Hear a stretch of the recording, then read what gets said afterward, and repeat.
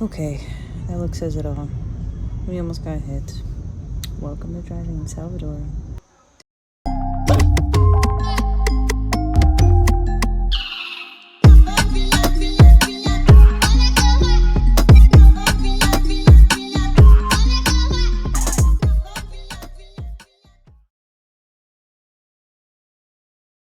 So after my close call in the Uber, it actually got me thinking about something that I've been asked a lot.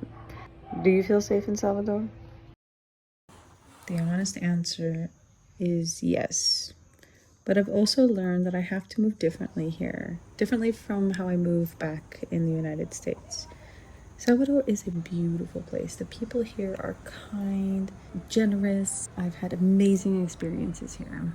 But here, they also have things where I just have to pay more attention to every day, like the traffic, where I walk, when I go out, how I use my phone, and basically how much I stand out as an American. So in this video, I'm not here to scare anybody. I'm just here to share you my personal experience and how I feel about being safe. Let's start with the thing that surprised me the most. The traffic. First time I was in an Uber here, we had a really close call that definitely got my heart racing. After that, I started paying a lot more attention to how people drive here.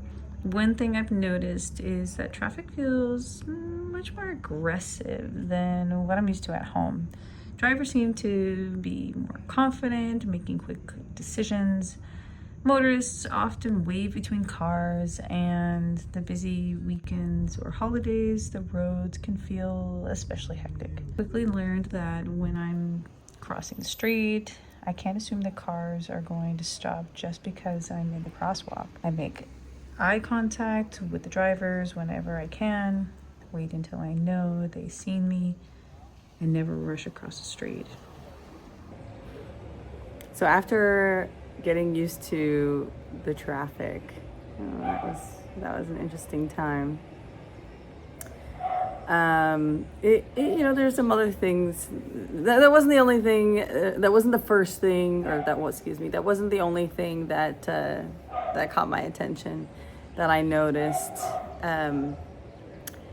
I notice how people talk to each other here, and in the United States, I prefer, and a lot of other Americans prefer to send text messages. It's just easier. You can send a message and not worry about it, and they'll get back to you when they get back to you. Great, right? No problem. Here, I noticed a lot of people love to send voice messages. They love to send voice messages, and I have a couple theories about this. So the first theory I thought was, oh man, it must be so dangerous. Like they need to keep their eyes out and up and make sure that they know what's going on around them and everything. And then I thought again, and I thought, no, because I'm feeling pretty good here. I feel pretty safe. And I was watching an individual as he was doing it. So he's like holding up his phone and he's talking and doing, leaving the message and everything.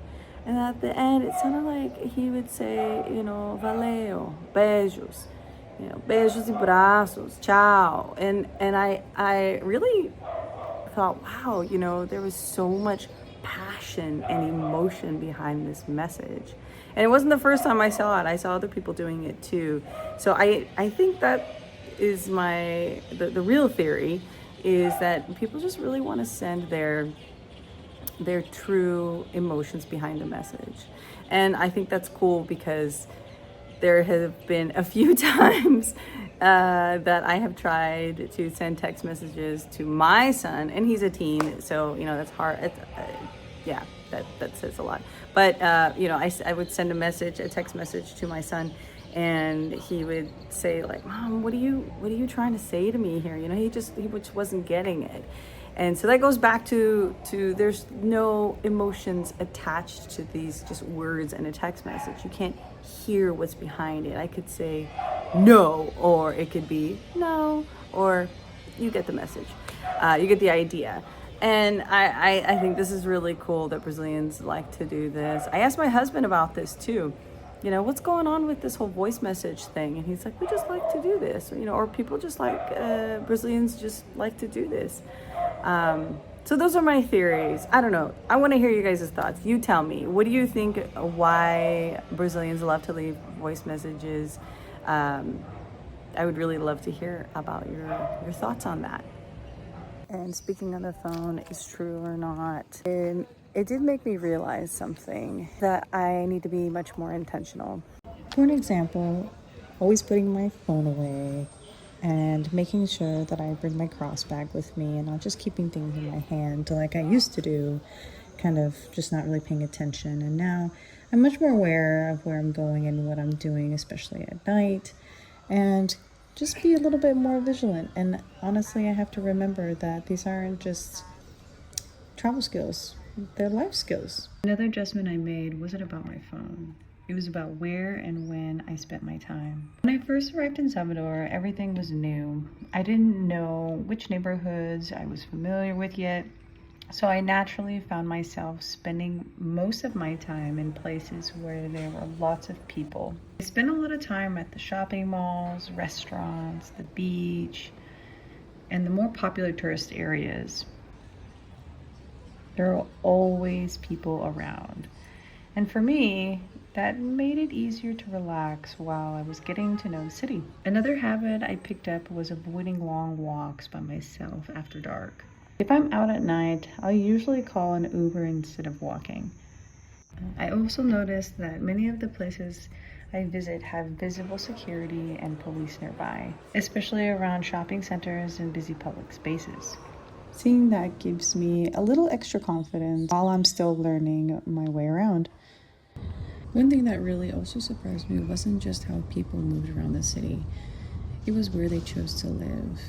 Coming from the United States, I was used to seeing neighborhoods, single-family homes. So when I arrived in Salvador, I couldn't help but notice how many people lived in apartment buildings.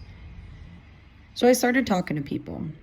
Several of them told me they enjoyed living in security buildings with controlled entrances, security staff, and neighbors nearby. Of course, everyone has their own reasons for choosing where they live. But hearing these conversations helped me understand why apartment living is so common here. It's another reminder that every place has its own way of doing things. The more time I spent here, the more I found myself appreciating those differences.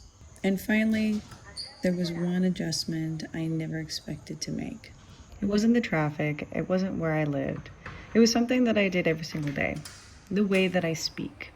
Back home, I never thought twice about speaking English wherever I was. Here, when I'm out by myself, I try not to speak loudly in English. Not because I'm embarrassed, far from it, but because I don't want to draw any unnecessary attention to myself.